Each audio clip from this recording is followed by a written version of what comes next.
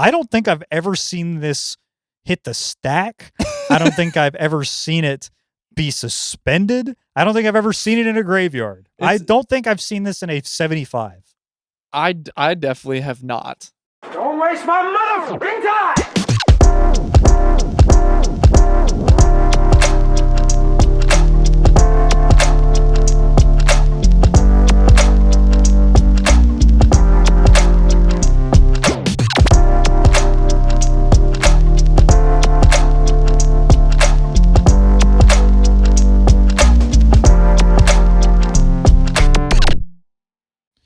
It's another beautiful day at the Timewaster 9000 headquarters, discoteca, and we're in the middle of Ukraine. Actually, let me pick a different place. The TW9K bodega. Yeah, we're in the bodega.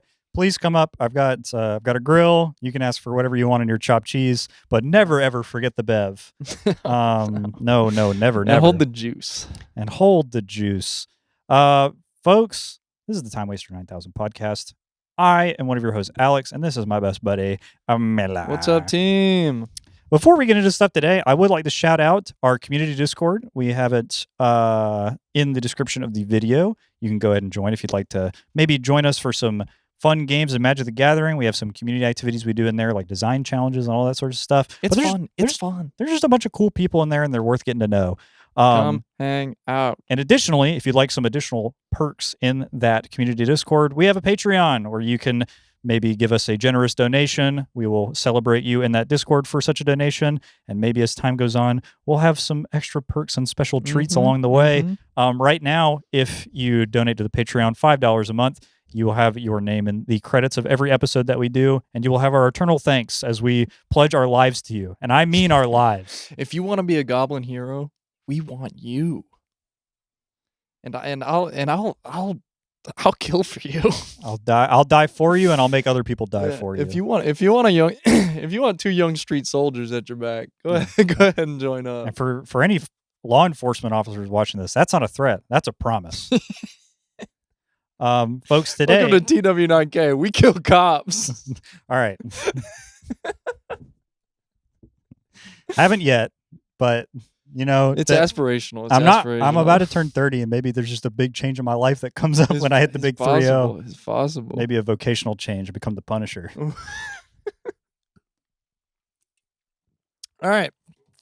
But today, on this wonderful episode 9+10. Yep, folks, it's episode 21 of Timewaster 9000. And thank God you're watching. What the fuck are we talking about, Alex? Today, we're going to be talking about cards we thought were going to be good, and then maybe turned out a little bit not good. Maybe not so good. Maybe not so good. There's a lot of tricky little Magic cards. Folks, me and Miller have been playing Magic for some time now. I'd say multiple years. Yeah, 20. I've been playing Magic since I was 8 years old. Yeah. No, but we've been playing for damn near a decade, with damn near 2 decades of experience between the two of us combined. And they do preview seasons every single set, and by God, you can't get them all right. No, you cannot. I've spent a long time, like, set comes out, boot up Scryfall or whatever, or whatever spoilers, and you start combing through it, and you're like, dude, this looks sick. Yep. And it is the worst fucking card of all time. Yeah, not even close. And there's other times where I was doing a lot of research, kicking back to try and find stuff that I was super wrong about in like my friend Discords or whatever, like whenever we have like a spoiler channel. And there were a lot of times where I got really close, but not quite. Yeah. Like I remember we were talking about Once Upon a Time, card that is banned in like so many formats. Yeah. And I was like, this looks pretty good. Maybe Tron plays this. Yeah. Maybe. I said maybe Tron plays these this. Green decks that like lands, they'll probably play that. Yeah. It's like everyone actually will play that. Every single deck would play it is the thing. It's free. Yeah. So this is 0 mana. Yeah. But before we get into the meat and potatoes, the skeet and tomatoes, Miller has a bit prepared for me he wants to do. Now, I don't normally do this, but I wrote this part out on my phone, so it's going to have to be a little bit of phone time. Okay. But Alex, the thing was, we did our questions episode recently. And I thought to myself, maybe there's just some questions that didn't get asked. And maybe our viewers would like to know even more about not me, of course, about you, because I'm running the bit, so I have to ask you questions. Okay. For folks But- listening at home, last week we did an episode, or last week as we're Whenever the recording this, fuck we we posted. did it. So a couple episodes ago, we answer your viewer questions, and we answered some viewer questions. It's a great listen. Go ahead and check it out if you can. So, anyways, this is going to be 20 questions. 20? Oh my God. But we're going fast. Okay, lightning round. It's lightning round, snap answers off top, just quick as you can get them. All right. And maybe we'll put a timer up on screen while we go. Ding. Yeah. But all right. So it's just gonna be a bunch of questions. First thing off the top of your head. All right. All right. You ready? Yeah. Okay. Favorite color? Orange. Favorite color in Magic? Blue. Favorite Z Warrior? Ooh. Tough. Come on. Piccolo. All right. If you were a letter in the alphabet, which would it be? E. What Fortnite skins do you own? Peter Griffin, and I think a bunch of like random defaults that came with that battle pass. I think Peter Griffin's the only like funny one that I own. For me, it's John Cena, and that's it. Yep. Edward Penis Hands or Penis Edward Hands? Probably Edward Penis Hands. I think knowing a penis would be really scary. Favorite epic rap battle of history? Muhammad Ali versus Good Gandhi. answer. Good answer. What Street Fighter character would you have dinner with? Ooh. Manat. What's for dinner? Not much. What's for dinner tonight? I think I had ramen and a banana. What state would you delete from the United States? If I had to pick one, Yep. Arizona. Red burn spell that deals 3 that's not bolt. Bolt wave. Favorite basketball player? Of all time? John Wall. Ooh. Favorite wrestler? Kurt Angle. Would you love me if I was a worm? Yes. Favorite pizza topping? Bell pepper. Least favorite wrestler? Ever? Oh, Yeah. God, there's got to be one. Oh, Jack Evans. No, Kill yourself. Fuck you. just naming a guy you like.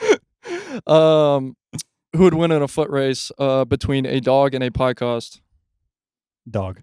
Good answer. Name a one-mana black vampire rogue from Aether Drift. Gas and Guzzler. And final question, CDs or floppy disks?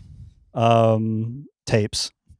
Alrighty, folks, that concludes quick questions. Everybody give a round of applause for Alex. And I didn't fall into any of the pits. And folks, I hope that maybe we've learned a little bit more about, and maybe next time you can ask me some questions. Do you like that the question I spent the most amount of time on was favorite Z Warrior? Because that was the one that was most important to me. It's an important question. Yeah. So hopefully that gives our dear viewers a little bit more of a kind of a tour into the sick and twisted mind. Into the fucked up, devious mind palace that generates a fucked up concept like a magic podcast. Who could think of something so evil and twisted? Folks, now that we're past the little indulgences that we did right there, let's get right into these freaking cards. Cards that we thought were going to be good, but ended up being kind of bad, or maybe just not playable. It's true. And you know, it's going to be a little bit back on the phone time because I have another thing written out here. This is important. I just kind of want to maybe give the people a little bit of a history lesson. It's Donkey from Shrek. Really, really close. It's Donkey from Shrek, and he's the picture is like really what is it called when it's like way too high quality? Oh, like super high def, like ultra HD, like yeah, it's sharp. It's a sharp image. Yeah, it's really, really sharp. But anyways, because we're talking about cards we thought were going to be good, I want to talk a little bit about some draft busts.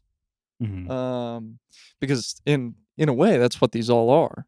And I just figured I would go ahead and start on we like basketball around here. Let's see how bad things really can get. Give the people some history lesson here. So first off, 1984 draft. Sam Bowie, number 2 pick overall. Not a bad player. Bounced around the league a little bit. Wasn't the worst choice in the world. Outside of Michael Jordan was still on the clock by the time Sam Bowie got picked. Fire. That was an option that could have been taken, and it was not. Also, notably, Charles Barkley is also in that draft class. It's easy to miss. And also, He's the greatest to ever do it. Pretty Sam easy to Bowie miss. got picked over that guy, too. Yeah. And historical order here. 1998. Michael Olowokandi. I'm pretty sure I nailed that. Number 1 pick overall. I've heard this guy's name before. That's dope. Could you tell me anything he's ever done? He played for the Knicks, I think. Maybe. Anyways, he's not a complete bum, but he played like 3-4 seasons and then shmee-shma, just kind of a guy. Do you want to know who else is in this class in 1998? Got to be some killers, right? Vince Carter, Dirk Nowitzki, Paul Pierce. Just 3 guys. Yeah, just 3 randoms. And this is my favorite of the bunch. In 2003, that's LeBron James draft class. Easy. We know that's number 1 pick. Yeah, right. They got him out of high school. Yeah, they knew that was happening. Number 2 pick overall. And we land on a European boy named Darko Milicic. That's him. I got a picture of him right here on my computer.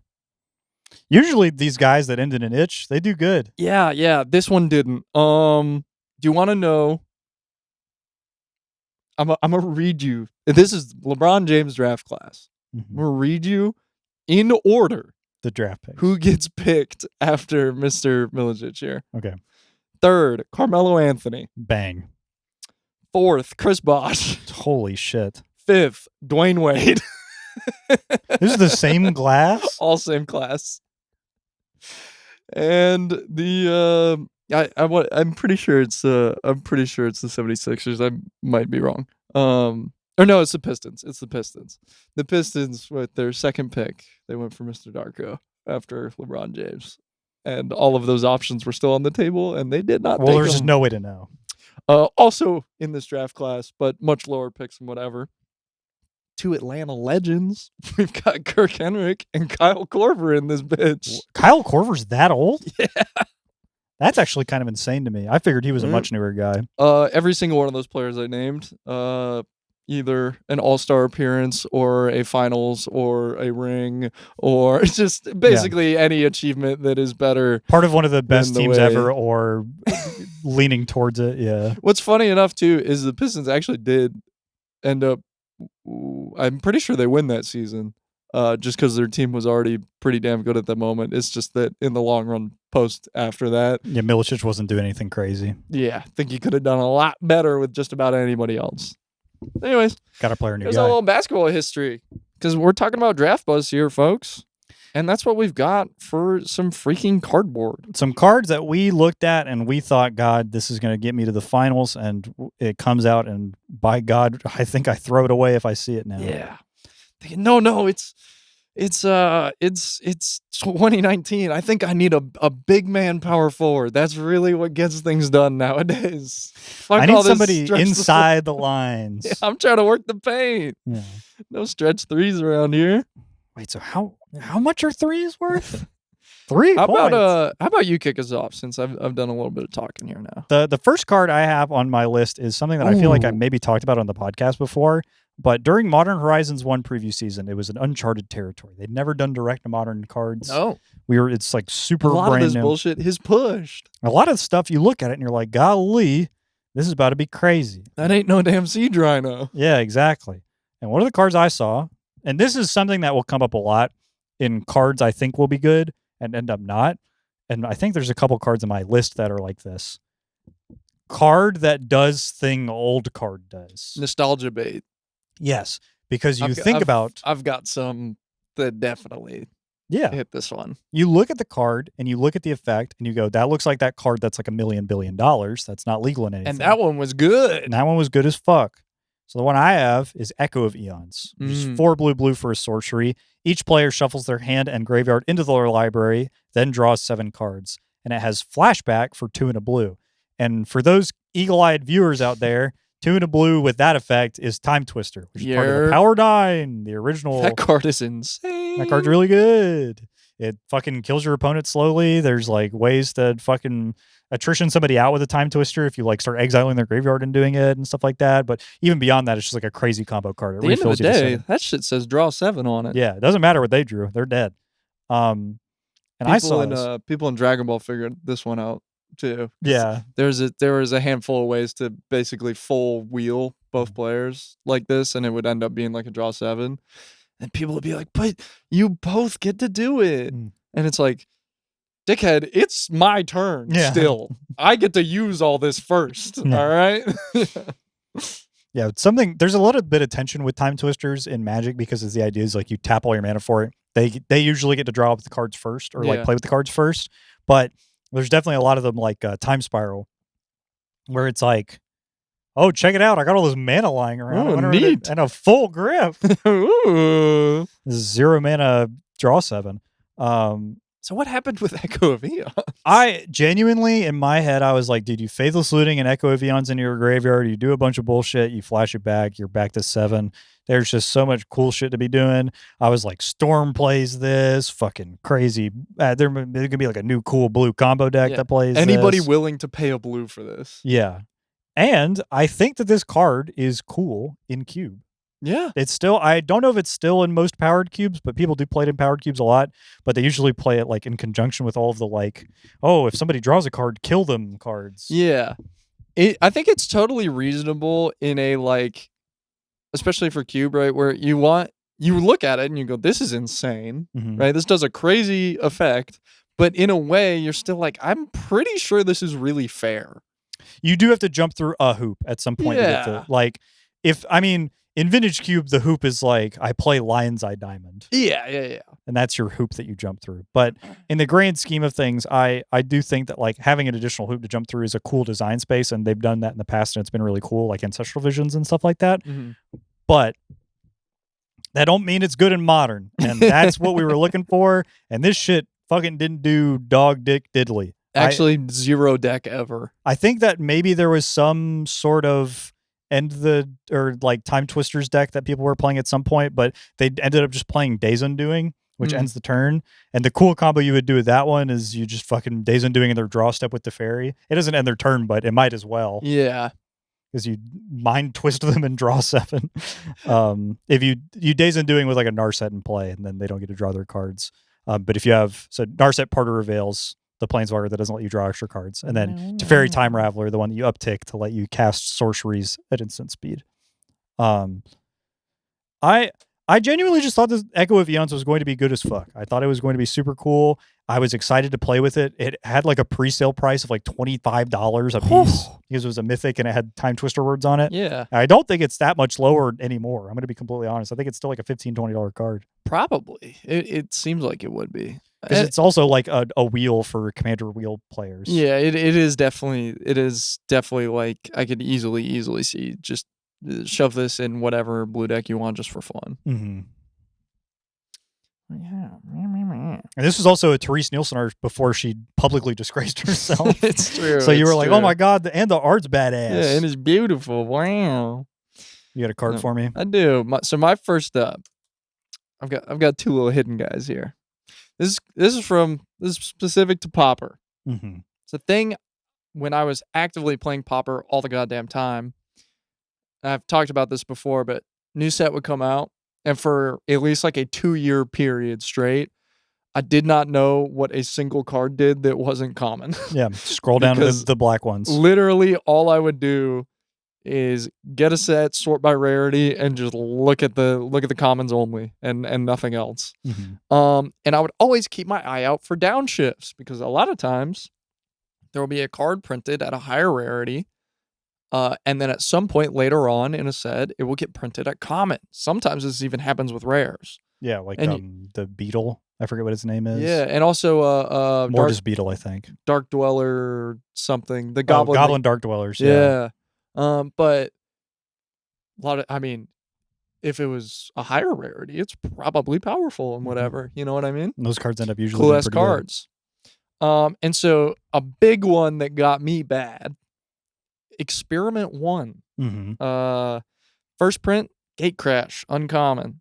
And around that standard time, it's a key 1-drop for a Jund aggro list. And Like kind of the monster style deck where you just play guys up the curve and get busy. yeah, and then it just has a handful of like terminate type shit going on, it's literally like the classic Jund pile of like creatures and spells. Yeah. And what do? We play guys that are good and spells that remove cards. Yeah, the spell, what's the thing you say? The spells kill the creatures and the creatures kill them. Yeah, exactly.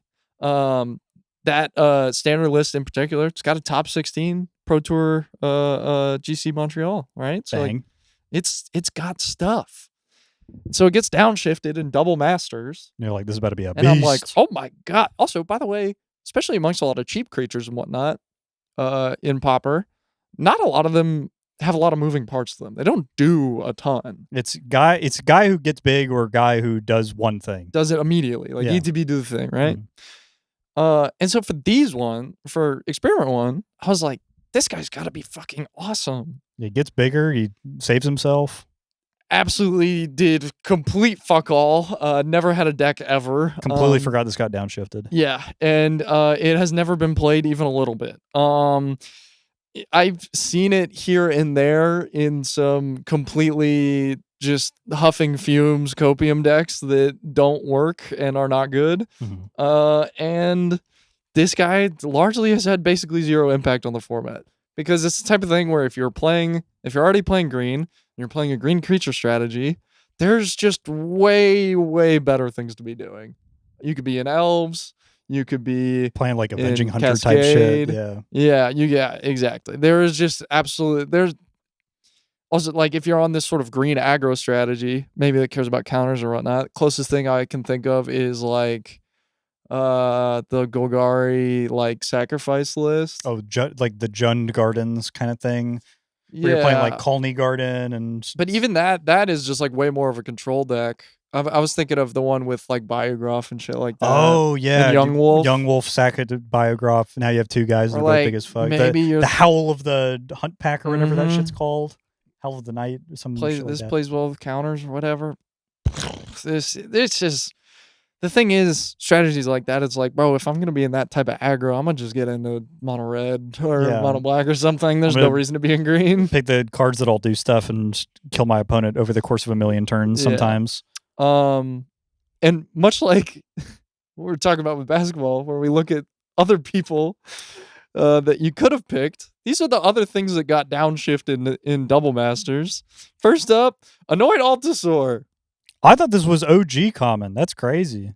Or excuse me, not a downshift, but this was printed in Double Masters. Also another common you could be looking just at like being like, hey. Green common from Double Masters. Ding, ding, ding, ding, yeah. Probably just ought to be doing this one instead. Reads Trample Cascade on a gigantic 6/5. Yeah. It's Annoyed Altasaur is no joke. It's a good one. And second one in this was the other downshift. Monastery Swift Spear. Whoops. I remember that one's banned now. I remember looking at this one and being like, I think this one might be too much. And my friends were like, I don't know. Like, Burn's already pretty fine, but like, was the 1-drop really the thing they were missing? And I'm like, you know what? Creatures just die so easily in this format. Yeah, I was like, you know what? Maybe you're right. Maybe. And then I thought about it for a second. I'm like, no Fatal Push. There's no swords. So every removal spell you would ever use on this that kills it cleanly is a Doom Blade at 2 mana. Yep. And it's the most getting big a guy has ever gotten ever. Yes.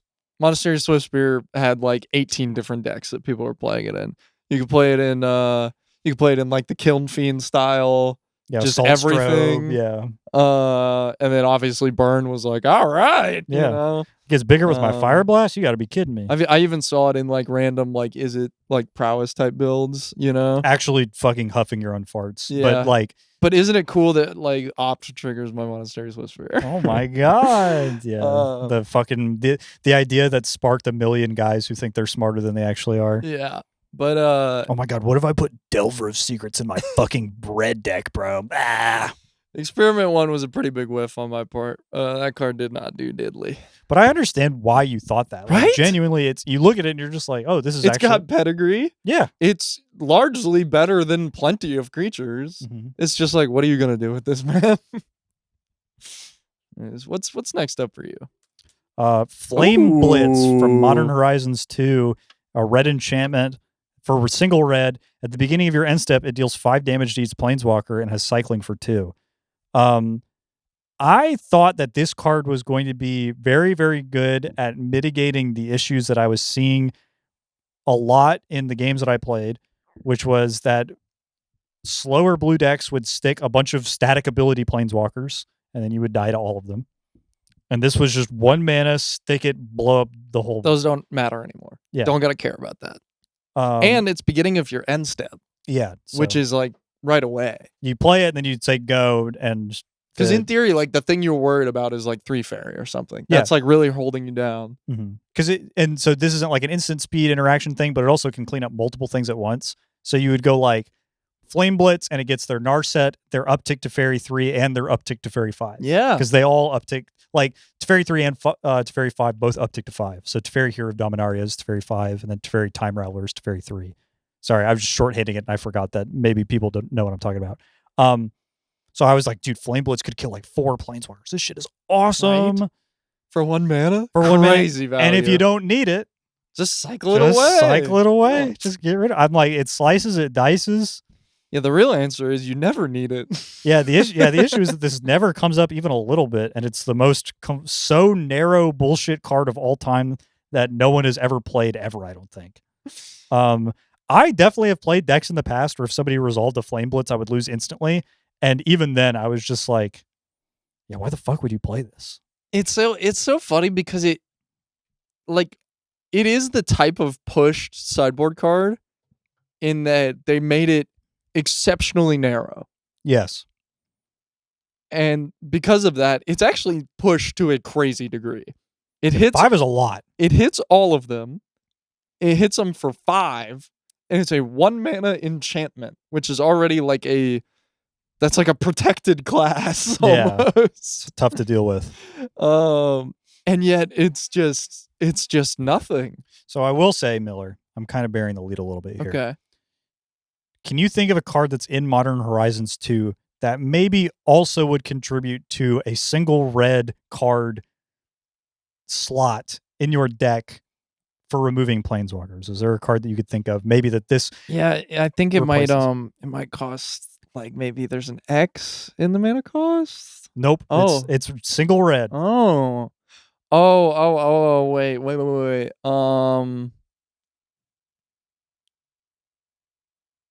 Dude, I don't remember the name of it. Unholy Heat. Yeah, that's the one.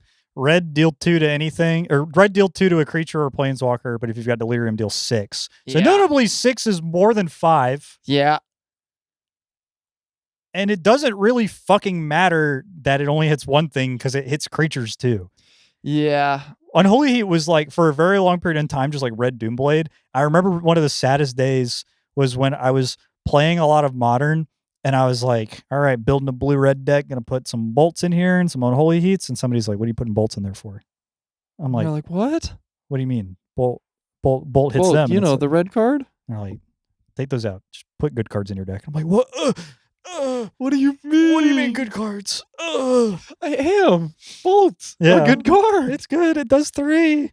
It could go up top. Yeah. It's slowly realizing that you had to just play 1 mana Doomblade to keep up. And even then there was stuff that it just didn't kill. Like Murktide was good for so long because it was just like, well, this one doesn't die to Unholy Heat. What do you do about this? It's 1 over. It's a 7/7. I remember scoozing somebody off their Unholy Heat when they're trying to kill like a Yasharin. Yup. And I was just like, put another one in there. Come on. Yeah. Just get back to Delirium, man.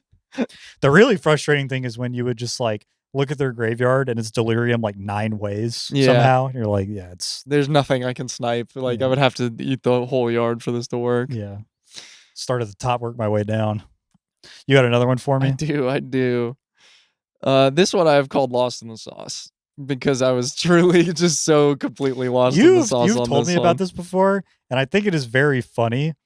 This is one of the only times I was so about it that I was like starting to build it before I figured out this is a horrible idea. Folks, we're talking about Kaldheim staple, In Search of Greatness. I don't think I've ever seen this card in play. Yeah. Okay. In Search of Greatness is an enchantment that is green. At the beginning of your upkeep, you may cast a permanent spell from your hand with converted mana cost equal to 1 plus the highest converted mana cost among other permanents you control without paying its mana cost. If you don't, scry 1. So basically, it just look at your board, what costs the most, go up 1, and just play it for free. It's really funny that they put the only thing this card does at the last line of text. This is green for an enchantment that says if you don't scry 1. And so my thinking immediately, I was like, oh, cards I play all the time, ley lines, because I'm a green-white player, that Leyline of Sanctity has gone in the sideboard of basically every deck I've ever played. Folks, there's a lot of cards that say if it's in your opening hand, put it into play. Yeah. And so I was like, dude, if you go open the game, put Leyline of Sanctity into play. Hell, I'm in my head, I was like, well, you always want to have a Leyline. And I was like, what are the main boardable ones? Sanctity and Void, pretty reasonable. Sanctity gives you hexproof, and Leyline of Void says no graveyards. For them. For them, it's one-sided. And I was like, well, that already just hoses a lot of decks naturally. Mhm. Those can just live in the main. And I was like, well, also like Leyline of Abundance, maybe. I don't know. This is like, it's already green. It's one of the ones you could probably cast. that's what I was thinking, yeah. And then I was like, just do whatever you want on turn 1 with Leylines in play. Probably a tapped land. Could be a tapped land. Could also be, for a moment, I was like, maybe it's a Spirit Guide angle. Get this really rip roaring. How? Elvish Spirit Guide? It's not legal in fucking anything except Legacy. You're playing this in Legacy. The monkey is. Well, Simeon was in Modern for a while. But that's red-green. You can't cast your thing. Well, I know. It isn't. Elvish is not legal in Modern. Right. Elvish Spirit Guide is from like either way. Fucking like it's like a Fallen Empires card or something. It's like old. Yeah. But anyways, this is I was so hyped on this idea. I purchased In Search of Greatness 4 copies of them. I still have them. They're sitting in my binder. I bet. They never left. This was a deck idea where I was even looking at all the 5-drops. I was like, oh, let's really make a package of like what you could put into play with this, because you're starting at 5. Right. Yeah. Cheating. All we had to do was have a fake Exodia opening hand. Yeah. What is required to make this work, right? Okay. We have to be able to put double green into play. Right. So you could just make the deck mono green. Which is likely, right? Just jam pack it with forest, because, who cares? Mm-hmm. We need to open at least one Leyline and an In Search of Greatness, and then also a 5-drop to put into play. I think another issue with this, and even if, let's assume all of this is successful, your opponent can't do anything. What does it do? Puts a 5-drop into play if your opponent does actually nothing. And not it doesn't win right off the bat. I'm really struggling to think of a 5-drop that just wins instantly. Also, on top of that, I was thinking about Keranos, or the God of the Storms. The blue-red one. That's Keranos. I was like, dude, this one's fire. How do they win? I'm gonna draw so many Leylines. I think the biggest issue with this, what's the problem with this idea? Besides, you have to live in Magical Christmas Land to put a 5-drop into play on turn 3. Yeah, is that there's probably better ways to put a 5-drop into play on turn 3, and also In Search of Greatness triggers forced off of your highest CMC, so you don't get to go 5-drop, 5-drop, 5-drop. No, it's 5-drop. You have to do a 6-drop. Yeah. So if you put a 6-drop in your deck, the deck doesn't work. Well, no, that's what the 5-drop's for. Because obviously this is going to trigger multiple turns. It's going to be 5 and then 6, and we're going to go up the chain. They need to have the what are the guys in Yu-Gi-Oh called? The red, yellow, green guys, the gadgets. Yeah. Where red gets yellow, yellow gets green. Yeah. Green gets red. They need a 5-drop that gets a 6-drop, and then a 6-drop that gets a 7-drop. And you just go up the chain. That would be tight. And then this deck finally works. Yeah, that's what'll bring this. That is what will end the search for greatness, because you found it. Once they put that in, I'm in a search for great. That you could never fulfill the search for greatness, because then the card's been defeated in purpose. Yeah, that deck never even made it to sleeves.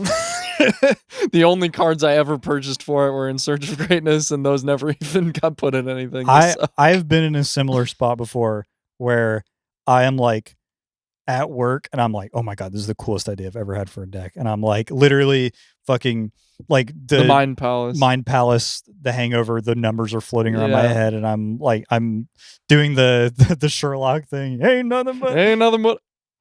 He's examining everything all at once and rearranging the fonts. And then I will start putting the cards together in front of me, unsleeved, and go, oh, this just doesn't even work. Yeah, it's non-functioning. Like, it's either I didn't read one of these cards, or I think about what happens if my opponent has a pulse. Yeah, what is the context in which I am playing? Yeah. Is this even faster than anything else people are doing? It would happen for Atlanta Highlander all the time, where I would have ideas for decks, and I would tell the idea to somebody, and they'd be like, okay, Flash is legal in this format. All right, you got me. Or how does this play into the initiative? Anything like that. Yeah, so what happens if they play a White Plume on turn 2? Yeah. I lose. Well. You ready for my next card? Yeah. Another Horizons classic. Yeah, you really like these ones. And another old card word. So I'm noticing that this one you could perhaps cascade into it if you wanted. Yeah, not the funny enough, not the one that people cascaded into from this set. Gaia's Will from Modern Horizons 2 is a sorcery that has suspend 4 for a green. Until end of turn, you may play lands and cast spells from your graveyard. If a card would be put into your graveyard from anywhere this turn, exile that card instead. Gaia's Will does a very good impression of Yawgmoth's Will in text box. It really looks like it. It looks exactly the same. The big issue with this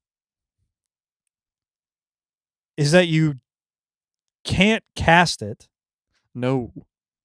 And then the second issue with this is that when this got printed, Yawgmoth's Will was in Modern and better with Underworld Breach. Yeah. It was already there. It is. I don't think people were doing anything crazy with it just yet, because they were still assembling the pieces to figure out. The machine was being constructed. Yeah. The Bobby Oppenheimer was building a bomb as big as a damn house, or whatever that tweet says. Time to get busy with Buck Bumble. Sorry, that's been in my head. In the editing bay, put Buck Bumble on screen. But yeah, I was just fully convinced that guys this was. I'm starting to get jaded more and more as time goes on with sets, and this happens to me less and less, where I'm not fully so excited about a deck or an idea. It used to be a card would come out and I would go, oh my god, this shit is crazy with X, Y, and Z, and my friends would be like, what do you mean? It's and party time. I would go into Moxfield and I would make the worst deck you've ever seen, and I'd be like, this isn't what it would look like, but imagine all of these cards are at the right amount of numbers. Yeah, this is the concept. This is the concept. This into this with bang, boom, pow. These are the cards it's good with. This is what you could do. This is how you would win. And they'd be like, I could kind of see it. And I'd be like, somebody who's smarter than me would make a better deck for this. Gaia's Will, I had some amount of faith in, but it was like the weight of the world was finally starting to hit my shoulders. Yeah. Because when this one came out, I went, this looks broken. I'm not going to build anything. Somebody else will figure it out. I don't know what it is yet. There's probably something. Leave this to the professionals. I'm not gonna jump head first. You were like, I'll be seeing Gaia's Will at 5-0 in no time. Yeah. And I'll just look at that guy's list. And then I'll play that one. Yeah. Yeah. We'll just check the Moto Leagues in a month and see what happens. I don't think I've ever seen this hit the stack. I don't think I've ever seen it be suspended. I don't think I've ever seen it in a graveyard. I don't think I've seen this in a 75. I definitely have not. Yeah. I actually had completely forgotten this was even in Modern Horizons 1. This is 2. This is Modern Horizons. Or excuse me, yeah. So in I got the symbol MH1, mixed up. you had Crashing Footfalls, which ended up being very good. You had was that it? I think that was it. I think Crashing Footfalls was the only 0 CMC. Hold on. Set MH1. I really think there's like a blue one.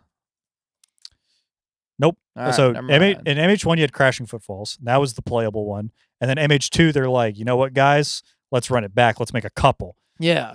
There's a handful of them. And I saw every single one of these get played except Guy as well. Yeah. Profane Tutor. That one still gets played. Got played. I don't know if it still gets played in coffers because you just like go get whatever piece you're missing. I think Lantern's playing it right now. Okay, so I'll pretend that you said a real deck there instead of that. You can find it on the metagame. It has put up enough results that it's there. I believe you. I'd like to live in the world where that's true also. Me too. Inevitable Betrayal. I remember people were playing this in their sideboard for Titan. Mm-hmm. Either if you were a Cascade deck or whatever, you just like flip into it and then be like, oh, give me your Primeval Titan. Gotcha. I'm not getting anything crazy with it, but it's you don't have it. Resurgent Belief. I remember people were playing this as like a fun, weird, like straight up. I don't know what the white one does. It's Replenish.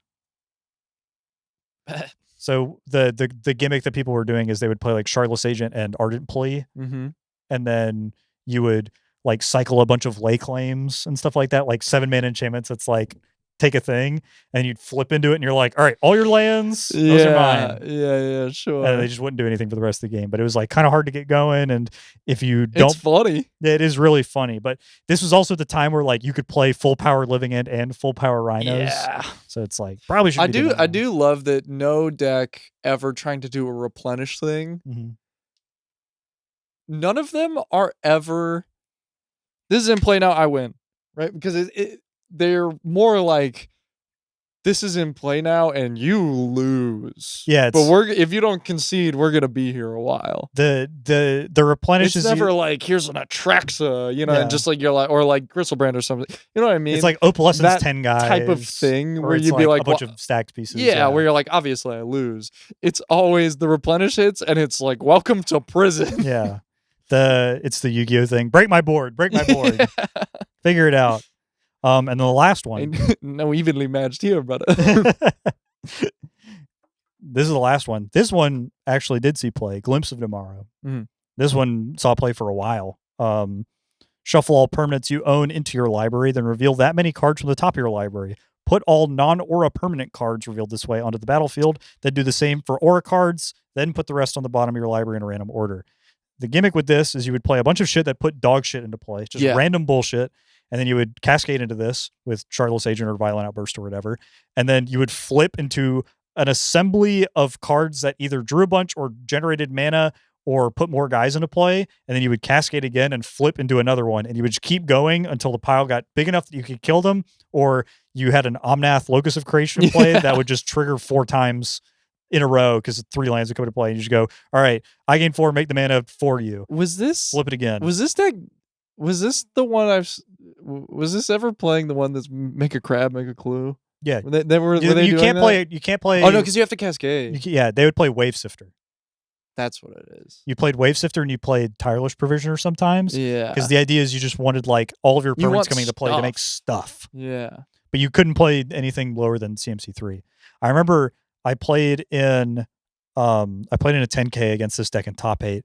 And I was playing Rhinos at the time, and it was like right when people started playing main deck Mystical Disputes because they're like, "Oh, it's Mana Leak." Like, sometimes it's 1 mana Mana Leak. It's really good, and even better. And there's a lot of good blue decks floating around. I was like, okay, I'll try it, and I'm like bodying people with it all day. And top 8 comes around, I'm playing against Glimpse of Tomorrow, and he pushes. You want to know Mana Leak's not very good against?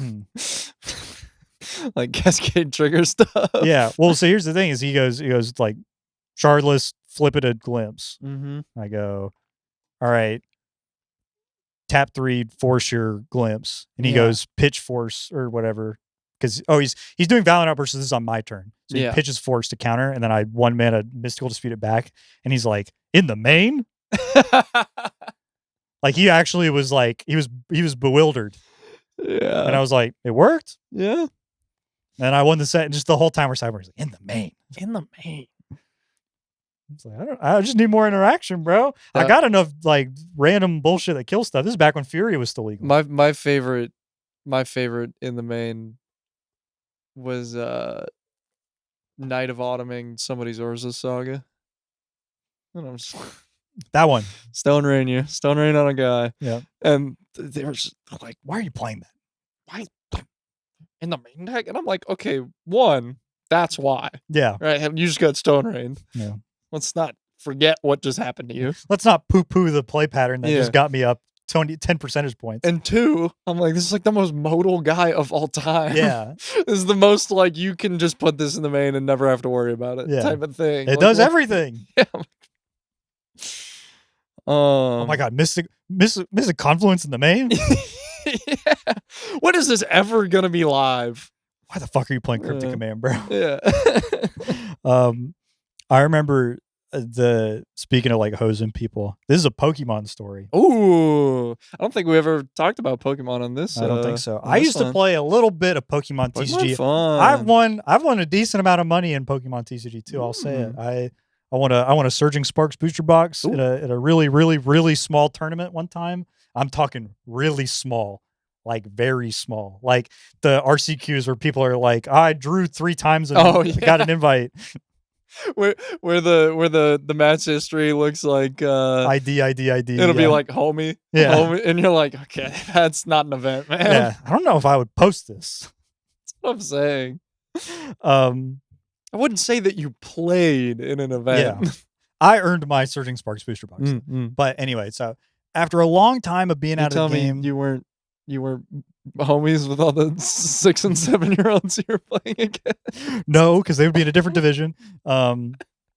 So I show up to this weekly because I'm like, you know what? I don't really have time to play Magic anymore. I'm like super not caught up. I'm kind of broke, but it's really cheap to get into Pokemon. For those not tapped in, Pokemon TCG is probably like one of the cheaper ones. They're cheap. It's awesome. Most times because they reprint shit constantly all the fucking time. All the cards that are good are like maximum like $20, and then sometimes there's like random chase rare stuff that'll be like $40-$50, but those are like exceptions. Almost certainly a deck that you will want to play that is competitively viable and is not gonna hurt your bank account that bad. It's like, genuinely like $50-$60 type stuff. And people open product for Pokemon constantly, so the bulk is like bulk. Yeah. It's nothing.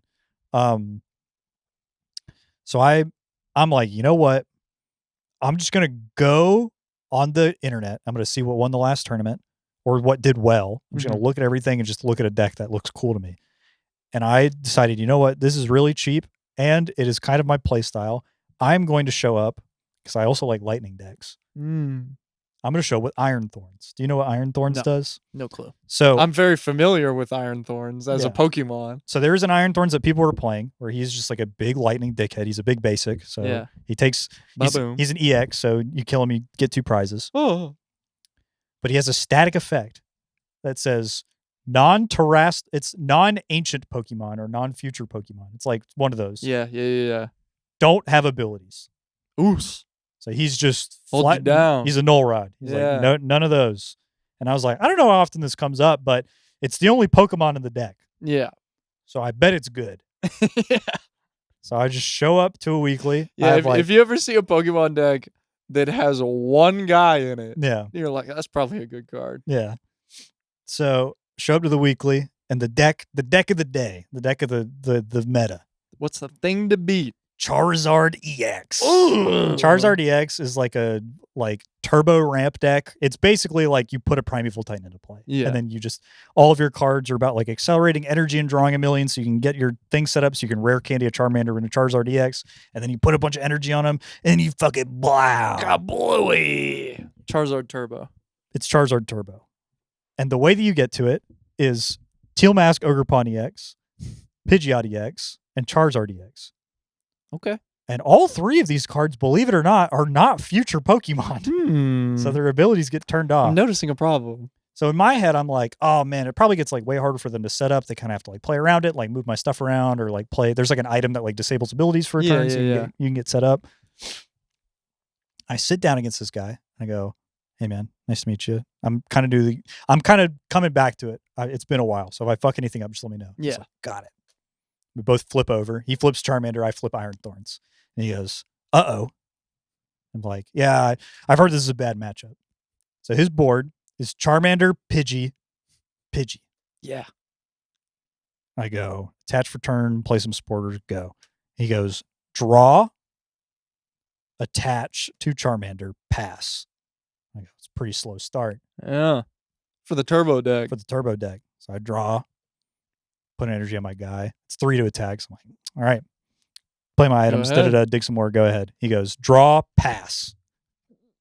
And for those not tapped in, Pokemon is like you take like a million game actions. Like all your cards do stuff. Every like the spells in the game are items. They all are just like Wheel of Fortune. Yeah, like, most of the time when on like a turn 2 or 3 in Pokemon, you're actually watching somebody effectively storm off. Where you search your deck like 4 times. Yeah. You draw like a million cards. All of your guys do stuff to like generate value. You're trying to get your board set up so quickly because the turns are very fast and they're very swingy. And the very last thing you usually do, like you usually cast a million things too. Just draw 8 billion cards. Look at your deck.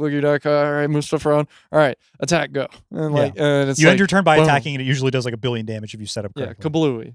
And this guy's passed twice.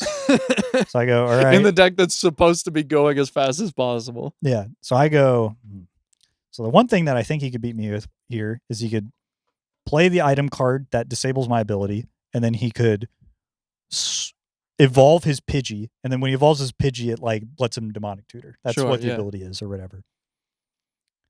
And so I go, all right, attach energy, play a supporter card that puts Pidgey in the active, kill the Pidgey. And he goes, you got it. I'm like, what? Like game? Yeah, he's like, game. Like, we're good. Shake hands. And it's best of one. And I was... Oh my... I forgot. Yeah, Pokemon is best of one. That is the first and only time in any trading card game where I showed up and I played a deck and the other guy went, damn, can't do anything. Like, just straight up, I didn't do anything crazy. I think I made one thought out decision the entire game and he was like, that's raps. It's so funny too that you're winning so unbelievably hard and you don't even know it. Yeah, I'm like, man, he's getting a really slow. Because in my head, I'm like, at any point, he's just going to draw like something's going to happen. He's going to like manually evolve into a Charmeleon. And like this guy's head, he's like, I'm lost. Yeah, looking at your hand of just like, none of this shit does anything. It's over. I don't even want to put it out. It's over. Yeah.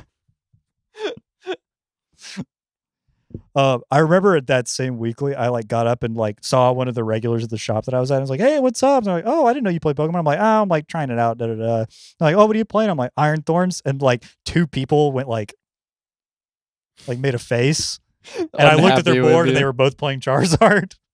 I was like, "All right, I see this is not a popular guy to be." Yeah, my fault. My fault. I went on Limitless TCG and picked the one with a lot of wins next to it. Yeah. And I like Iron Thorns. Yeah, Iron Thorns is cool. Yeah. Imagine if Godzilla was electric type. Exactly. You got another card for me? Got one final. It's a little bit of a 2-parter. Mm-hmm. But we were talking about with Echo of Eons, right? Mm-hmm. Card looks like old card. Old card good. It's a good recipe. New card good. Mm-hmm. Logically. So this comes from a pretty recent set. This is from Dragonstorm, and man, oh man, the 2 cards I have picked out. We got Fangkeeper's Familiar and Songcrafter Mage. And Fangkeeper's Familiar, which I'll start with. The card that it is obviously playing off of is Mystic Snake. Right. 1 green, double blue creature snake. Coolest guy of all time. He's awesome. You may play Mystic Snake anytime you could play an instant. When Mystic Snake comes into play, counter target spell. It's a 2/2. Dude. So flash a guy into play, counter your spell. Get a 2/2 with my counter spell. Fangkeeper's Familiar is this on crack. Oh my god. Yeah.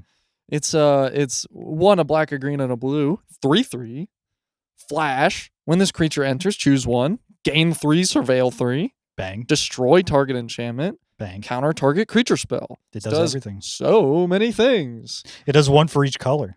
And like it's comparing it to Mystic Snake, sure, it doesn't outright counter anything, Right. but it's a bigger body. Right. The modes are great. Right. It's, I mean, potentially in some environments easier to cast because you don't need double of anything. Right. Kind of depends, but you know. Yeah. Mana permitting. And it just doesn't do fucking anything. Here's the thing. And I was thinking about this for standard because that's what this set was going for. Mm-hmm. And I was like, man, that's one. I just love this card. It's like all of it's so clean and to the point, and I like the style of play. And I'm like, ooh, I really like this guy. He's cool, and the artwork's awesome. Big purple snake. He's cool. Yeah. This card does stone cold nothing. It's completely uncastable. The mana at this time in standard was legitimately difficult to make this happen. And also holding up 4 mana for a guy on that your opponent's turn that may or may not work. It's just actually at no point does it ever feel like you could get away with Fangkeeper's Familiaring somebody. I'll say it. I'd rather have the Mystic Snake. The other thing for it too, I've seen this guy in cubes. Looks great in a cube, right? We played it in the Kuleshov cube recently. Our friend Brendan has a no red cube. No red cube. I was already in Sultai. I see the Fangkeeper's Familiar, and I was like, you know what? Yeah, I am going to pick him. I like this guy. And I think maybe this is an environment where this could work. A lot of enchantments running around. There's Graveyard Matters sub-themes. Exactly. Multiple times this was sitting in my hand, and I was like, not casting that. Gotta be something better to do. And basically always there was a better option to be doing. I was like, nope, not doing that. This guy does not do anything. Going back to Mystic Snake, I'm actually probably the stupidest guy you've ever met. Why? I just noticed that if you take Mystic Snake's mana cost and just split it right down the middle. Yeah. 1 in a green and then double blue. Yeah, 1 in a green, that's the 2/2. Blue, that's the counterspell. Correct. In my head, I was just like, oh yeah, you got to put blue in it because it's like that mitigates the cost or whatever. I had never put together that Mystic Snake is literally just like bear counterspell. They took a flash bear and then mashed it together with counterspell. Yeah. They fucking they peanut butter and jellied the shits. You know what's funny too is that this for Apocalypse, this is the first time where they like figured out like when you're building a gold card, right? Yeah. And for a long time, and still sometimes, these are some of my favorite gold cards. So they just they're like, okay, it's going to be these colors. And you go, what do those colors do? Yeah. And you just mash them together, and it does both. Lightning Angel. Yeah, right? Where stuff like that. One red, white, blue, and it's flying Vigilance Haste. This was the first time where they figured out the effect. They're like, the thing for this, like, this is before, you know, Simic Flash really makes sense as like a color pie archetype thing. Right. And so this was where they were like, okay, we want this counterspell or whatever, and we're going to have green on it, but like, what is the green? What's green about this? Yeah. Literally what it was they were like, it could be a guy. Yeah, it's a guy. This could be a creature. Yeah. That'll be the thing about it that's green. There you go. And now that's just like an archetype of thing that they do pretty like often. Green guys have flash. That's a keyword. I was reading an old Mark Rosewater article the other day. It was called Nuts and Bolts. He did like a series where like once a year he would talk about like, this is how we design a set. Yeah. And he would just go through like the whole process like piece by piece every year and like do Let's a get new the workshop section together. Yeah, exactly. And one of the things he brought up was like, these are the keywords that you were expected to see at common for each of these colors. And I was looking at them and I'm like, I'm kind of glad we don't have some of these anymore. He's like, protection is totally fine at common for white. And I'm like, no, get that shit out of here. That sucks. Isn't, man. It's like, I get back then it was fine, but like, it's so funny looking back on it now. And I'm like, that's some shit you put on a rare, bro. Yeah. Protection is because he's thinking about like the hawk, the 2-mana hawk that like White Weenie plays in Pauper. You know what I'm talking about? Like the Gates hawk that's like pro red. Yeah. I don't even remember that guy's name. I'm gonna look it up really quick because I'm curious. But just like a 2-mana 1/1 flyer pro red.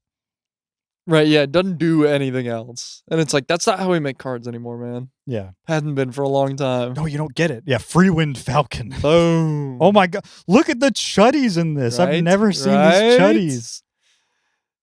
That's me and Wait. you. That's me and you. It actually kind of is. It's fucked up. I'm the one with the bow and arrow. You're the one that's like, "Rah!" Get him.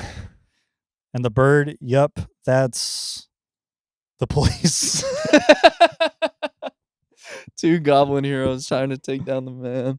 Oh, I just noticed he's dodging the arrow because he has protection from the Exactly. goblins. Yeah. Whoa, wait. Emergent storytelling.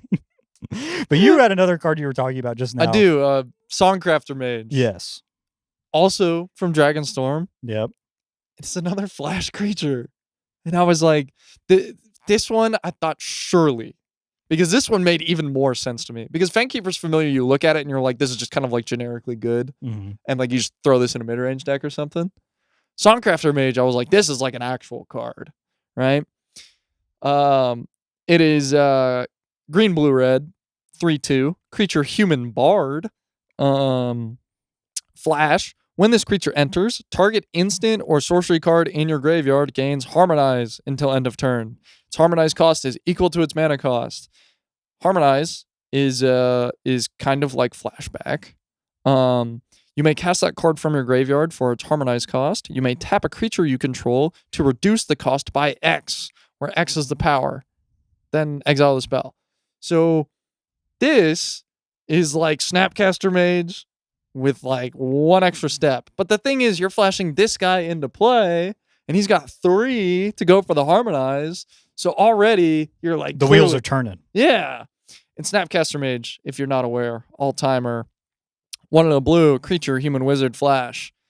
When Snapcaster Mage enters the battlefield, target instant or sorcery card in your graveyard gains flashback until end of turn. The flashback cost is equal to its mana cost. Very familiar text box. Yeah. So really similar, guys. Snapcaster Mage, extremely good in plenty of formats for quite a while. Mm-hmm. And I was thinking, Songcrafter Mage. In my head, I'm devising it already, right? So I'm like, oh, the Harmonize cost.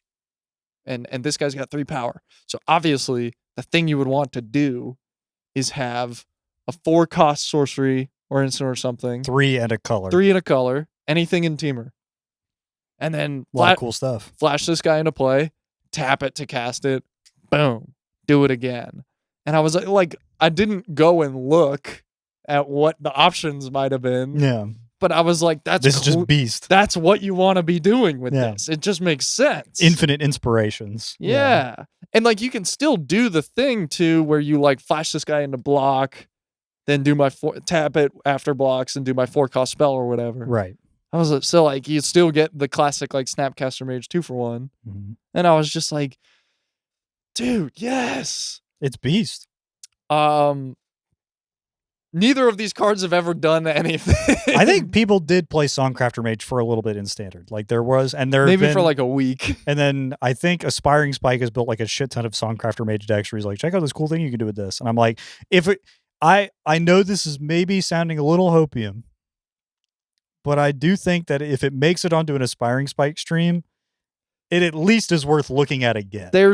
There's something in there. Yeah, because if he sees it, he's still there inspired. might be some by more it. chips in the bag. Yes, I'm gonna shake it and I'm gonna hear. Yeah. Let me see if maybe I can turn this Dorito dust into another handful.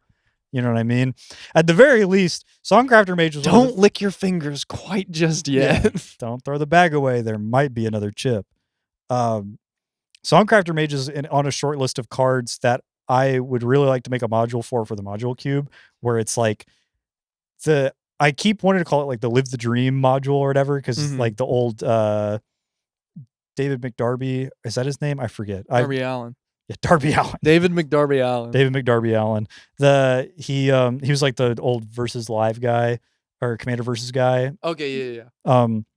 But he had a cube called the Live Your Dream cube, and it was just like every signet, every talisman, every mana rock ever, and just the whole cube is built around like getting to cast like this big fucked up evil instant really sorcery. Stupid aspirational. Yeah. Do the thing. You get to do the thing, and I'm like, that's so awesome. And I'm like, I would love to have a. And the environment is the other guys are not going to stop you. Yeah, exactly. Like there is interactions so you don't die, but it's not like interaction where it's like fuck you types of interactions. Literally every piece of tempo where you're like, I'm never getting away with anything. Yeah, you're not getting miscalced up the chain, but there are naturalizes. Don't worry. But yeah, just like building a module for the cube that's like, I'm gonna put a bunch of like stupid bullshit in the cube, and there's a bunch of mana rocks to help with it. You guys figure it out. Yeah. Like there's still on-rate things to be doing, and you could build like a regular mid-range deck, but maybe Songcrafter Mage is flashing back like a really funny spell. Or maybe there's stuff. Maybe there's a Dragonstorm in the cube and you have to figure it out. It could happen. I have a foil OG Dragonstorm. I have no idea where to put it. Oh, cool card. That's what dude, Cool that is card. like top 5 cards in my head that I think of where I'm like, dude, that I've played like genuinely maybe 4 times ever. Yeah. Because it's so hard to get it to work. I had a commander deck that I built. You think about it, you're like, all I would have to do is make the mana. Yeah. By the time you get to the mana, that you've already got the dragons. Making the mana is what'll build the storm count. This just does it. It's all there. Yeah. You know, and then it's so much more difficult than that. It's like, okay, you can't draw any of your dragons, and then Yep. I built a commander deck for a while where it was 4 color, no white. It was Thrasios and Vile Smasher. Because I was just I need the colors. Yeah. And I would play it with people and I'd be like, this is my Dragonstorm deck. And they're like, cool. But then I would start playing and be like Dark Ritual, Cabal Ritual, like Demonic Tutor, Vamp Tutor type. Yeah. Like I'm playing all the good cards because I gotta find it. And then I would Dragonstorm and they're like, all right, you gotta put a bunch of dragons in play. I'm like, no, you guys are all dead. Like this is over. You think I did all this work and it's not a kill line? Yeah, absolutely not. I'm storming off to bomb the world. What are we talking about? You guys ever read Terror of the Peaks? Yeah. Wow. Let's get familiar. You know the combo's some bullshit when I'm putting a Karthus Tyrant of Jund into play. The one for me that I keep looking at is it's not a storm card, but it's very similar. Plays very similar to Dragonstorm. Is the one that goes to get a bunch of Minotaurs. Oh, Deathbellow Warcry or whatever. I look at this card all the time and I imagine the pile. Like, what is I get? How 4 could Minotaurs. I achieve this? Yeah, what 4 Minotaurs? Deathbell Warcry is 8 mana and just puts 4 Minotaurs into play from your deck. And I'm like, what pile could you make that gets this done? It's hard. I'm looking at them. A lot of times you can get really close. Down. You're making me go down? This guy matters. Sethron Hurloon General. 3 red the general. For 4/4. Save some time. When Sethron Hurloon General or another non-token Minotaur enters the battlefield under your control, create a 2/3 red Minotaur creature token. And then more. 2 stacking it away so you get all of them. 2 black-red Minotaurs you control get +1/+0 and gain menace and haste until haste and menace. So what if I put a bunch of guys? Deathbellow Warcry. Deathbellow Warcry is search your library for up to 4 Minotaur creature cards with different names. Put them on the battlefield. Different names. You cannot get the same guy. This spell, for everybody at home, I want you to take a guess at how much this spell could cost. I did say it earlier, but maybe they missed it. 5 red. Miller is imagining a world where he has 8 red mana to cast Deathbellow Warcry, and then another 3 mana on top of it to activate his Sethron. And you didn't draw any of the Minotaurs. And you didn't draw any of the Minotaurs because it's just from deck, right? Yes. Yeah. This is the most like. How the fuck do you think this is ever going to happen in a million years? You know what they should have done? Dragonstorm is not even this much. No, it's not. But this one, you don't need storm count. Dragonstorm's 8 in a red, but like they're dead. Well, you know what you do with this one is you play it off of like Fires of Invention. That's really the method. Oh, so it's turn 8. Yeah, wait, I guess that doesn't do it. Ironcrag Feet. So this is your last spell. Yeah. Well, duh. The hell else am I gonna get? Ironcrag Feet only had 7. So we'll do it on turn 5. You go Seething Song, Ironcrag Feet, and then leftover. Yeah, there we go. This banned in modern Deathbellow Warcry combo. Yeah, there's basically no world where this could ever happen. Ironcrag also, I Feet. want you to know Oh my God. the most efficient, the actual thing you do is doesn't even do Minotaurs. Pick whatever guy, but you get 3 of the champions, the shapeshifter champions. Mm. And you just go. So as long as you have like a guy that's like, when this enters, yeah, that's what you do. Have like an impact tremors type thing or whatever. There's something that does it. But yeah, there's 3 shapeshifters that all say champion a guy. And so if you got 3 of them, then you go, well, this one goes here, and this one goes, and this one goes, and then they all just start bouncing, and you have a little party. You know what my favorite Minotaur is? Uh, Fanatic of Mogus. Banger. 3 in a red for 4/2. When it comes into play, it deals damage to each opponent equal to your devotion to red. Kaboom. This was a commander deck that I had built for a while that I never built in paper because I would play it on Moto and people would get so mad at how long the turns were. It was it was 4-color wizard shamans. So harmonic prodigy, Yeah. where it's double the triggers of wizards and shamans. So what you would do is you'd neoform a 2-drop into You are an addict. Neoform a 2-drop, yeah. what? Oh, you would. It just got worse. It's really bad. So you have a dual caster mage in your hand, Oh, of course. and you neoform a 2-drop, and with the trigger with the neoform in the stack, you dual caster mage, Mm-hmm. and then the dual caster mage gets sacrificed by the neoform Yeah. to get, or no, you don't have to sack anything because it's part of the cost. Yeah. You go get a clone, and then the clone copies dual caster, but you have a harmonic prodigy, so you're copying the neoform twice. And so you just keep getting more and more clones until you have like 40 dual casters in play. And then the last guy you get Which is a lot of red pips. yeah, the last guy you get is Fanatic of Mogus. Boom. And then he goes, all right, that's 20 twice, everybody. And you look at the board and it's like 45 dual caster mages. Yeah. And I did nothing. Yeah. Oh, man. It's the most like Yu-Gi-Oh! End board of all time where I'm just like, I'm gonna all these guys are already spent. Yeah. Type of thing. Yeah. Do you got one more draft bust for us? I got one more in me. Do you got one more puff of pud in you? Yeah, I'm gonna tug the last little bit of sand out of my pud for this last one. I open my pud and a fly comes out. I open mine and it's fire and I go, whoa! Close it back up. I don't know who put that in there. Dragon Storm! This one might come as a surprise to you. My last one is Magnetic Hellkite, 2 red for a 4/5 with flying dragon. When this creature enters, destroy target non-basic land an opponent controls. Its controller searches their library for a basic land card, puts it onto the battlefield tapped with a stun counter on it, then shuffles. Beast. And I thought this would be kind of cool in Constructed, but I didn't think that it had necessarily a home in Constructed because you already have stuff like, what's the fucker from MH2? Set MH2 type dragon color equals. What format were you imagining for this? Obsidian Charmaw is the card I'm thinking Yeah. of. That card's beast. Yeah, that guy's really cool. I was thinking about playing this card in Commander. Okay. I thought that this was going to be a awesome new fun blink target that actually ends the game. I was gonna say you are so excited to ephemerate this or something, or just like repeatedly flicker. Ghostly flicker like 1,000 times. Yeah.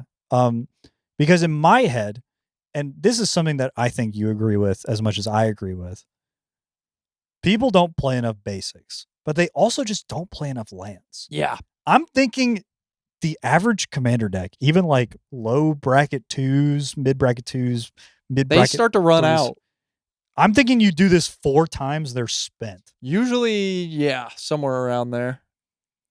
Because pretty much the only ones that are doing anything reasonable are like monocolor decks. Because people who are rampant like Cultivate, they already got all their basics out. Yeah. So just start picking off the little ones. Yeah, that happens a lot too. A lot of the ramp decks where you think you're like, there's a lot of lands in here. Mm-hmm. It's like, well, if they spent all their ramp, they already got all of them. Mm-hmm. Like, because there's just not that many left in deck. There's usually maybe like 3 basics total left to like go and get.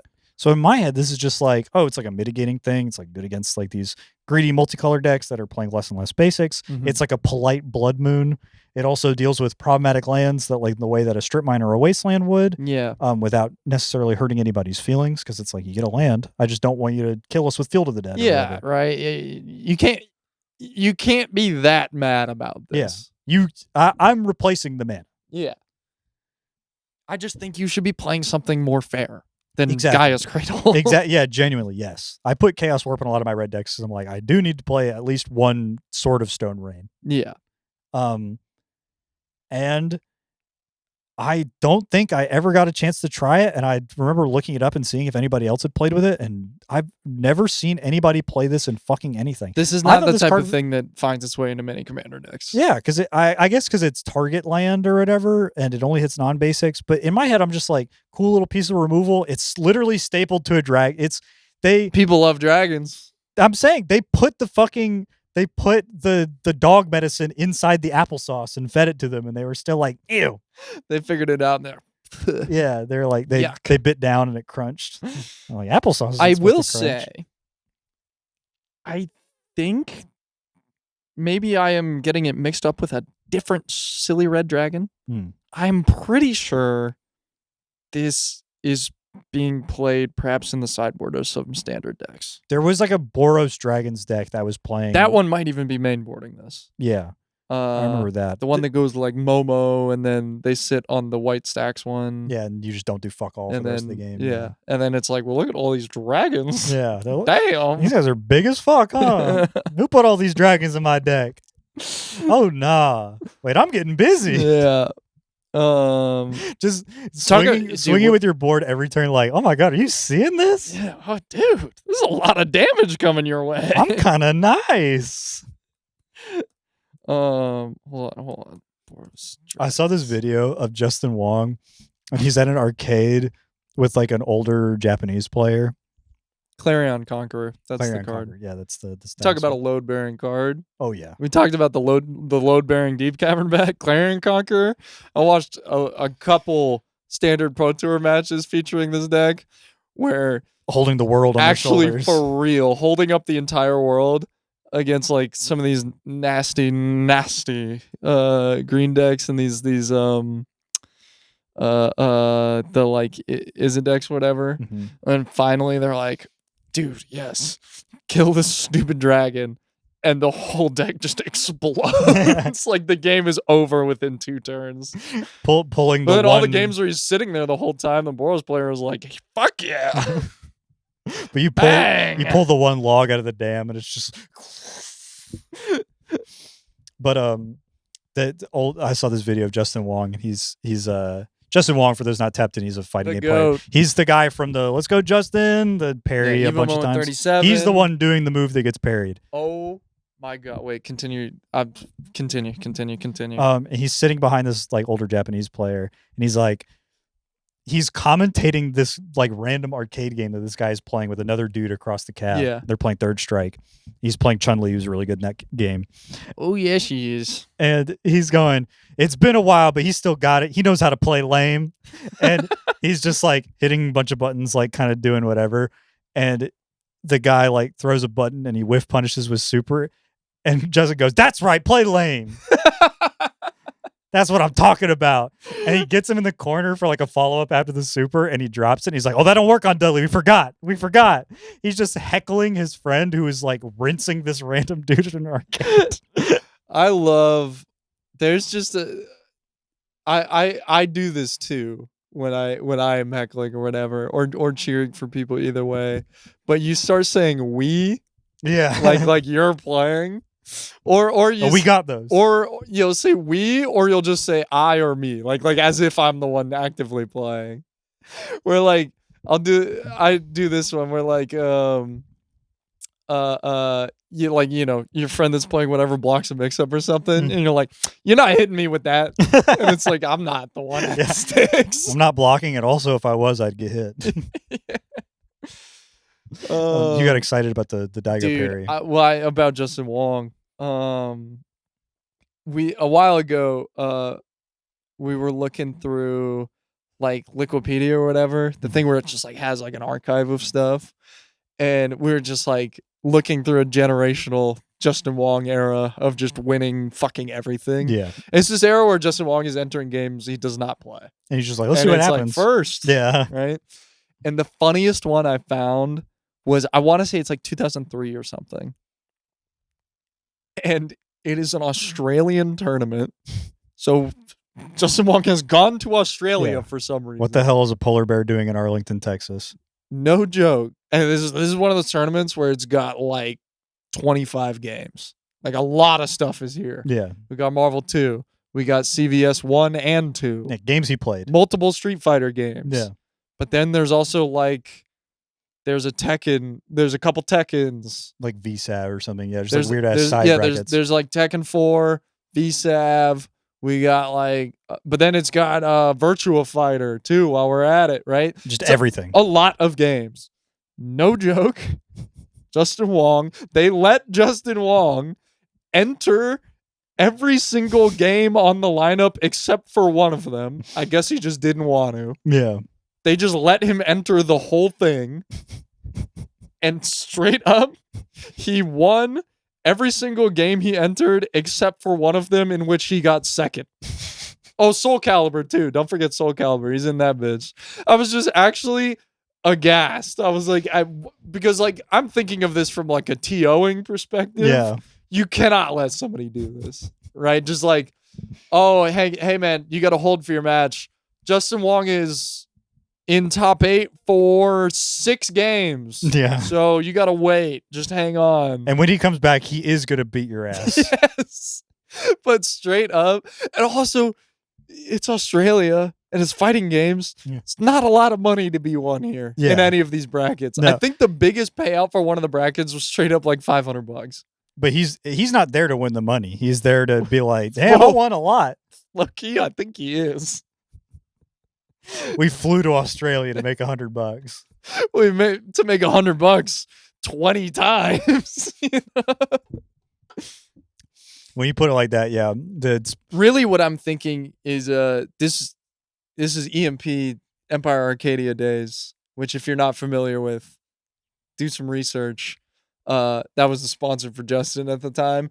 And I'm thinking somebody got in his ear and was like, we're going to fly you to Australia and you're going to win everything. And he was like, okay. All right. I'm 19, right? Like just some shit like that. I'm bored. Yeah. Yeah. Speaking of I'm bored, I think that's probably going to do it for today. Oh, great. You're Yes, bored. I'm bored. You want to pack up the fucking, the goddamn. But you know what? It's a fun episode. I enjoyed this one. We talked about some cards that we thought maybe could have done a little bit Golly, better. we thought they'd be good. Oh, fuck. Oh, fuck. These were not yummy. That's yucky. Folks, Oh, thank you. fuck, that's yucky. Thank you so much for tuning in to Oh. another episode Fuck, that's yucky. of the Timewaster 9000 Oh, podcast. fuck, that's yucky. You're like actually waiting for me to talk. If you liked what you saw, please leave a like on the YouTube video. Maybe hit a subscribe. And if you'd you didn't to like see- what you saw, don't dislike it. You should still hit like. please hit like. Throw me a bone. You could hate everything I stand for, but please don't hit that dislike button. It's gonna break my gay little heart.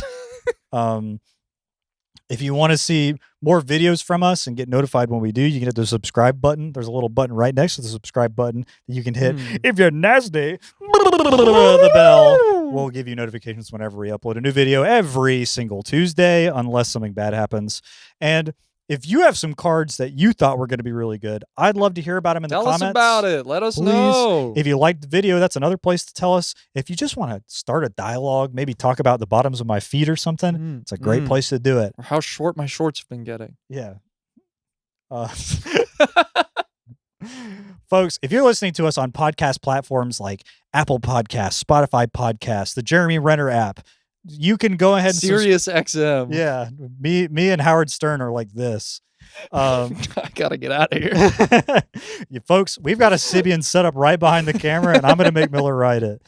That's what you can find on our Patreon. Yeah, All and right. if you would like to hear the sounds of Miller writing the Sibian, you can subscribe to our RSS feed.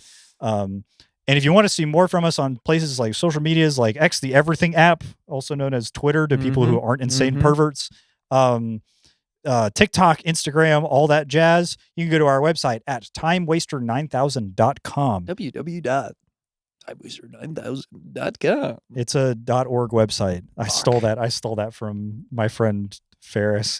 His website was downtownbookstore.com, and the tagline was a .org website. That's beast. That's good. That's good. What else? If you would like to join our community Discord, I do have a link for it in the description for you. Please come hop in, play some games with us. We got a draft night every single Saturday where we draft cubes at 8:30 p.m. It's beast mode. It's super fun. We've been drafting. I've been getting my ass kicked in the finals of the last 2 that we did. Humble brag. Yeah, right. But it's a grand old time, and I'd love to see more people out at that. I'll have a link to that in the description. Also, in the description, if you want to check out our Patreon or our Ko-fi, and you want to make a charitable donation to help improve the quality of the show and let us do more adventurous and exciting things, that would be the good place to bring you more content. We want to bring you more content and more kinds of content, but we're just stretched so damn thin. We're about to be fucking see-through. Yeah, so I'm basically a slice of deli meat at this point. Every single dollar you give to the Timewaster 9000 Foundation goes directly back into the show so that we can make more content that you guys will enjoy. After that, I think that's everything. Gotta be. If I missed it, I'll remember and I'll put it in the end of the video. You know what? I'll also just extend a thank you and a heartfelt smooch to all of our beautiful community members. Yes. I like talking to you guys. You guys are whether fun you and give us cool. money or I'll you fuck with don't. We love you all. I fuck with you in a parasocial way. I really fuck with you. I think that you should start private messaging me, and we need to develop a deeper, more connective just rapport. Alex, though, not me. Just me. Just Alex. Add me on Skype. If you're gonna talk to me, do it in public. Nothing private about it. See me in public, show some love. Folks, I think that's it for the show. Salute to the Goblin Heroes. Abosh.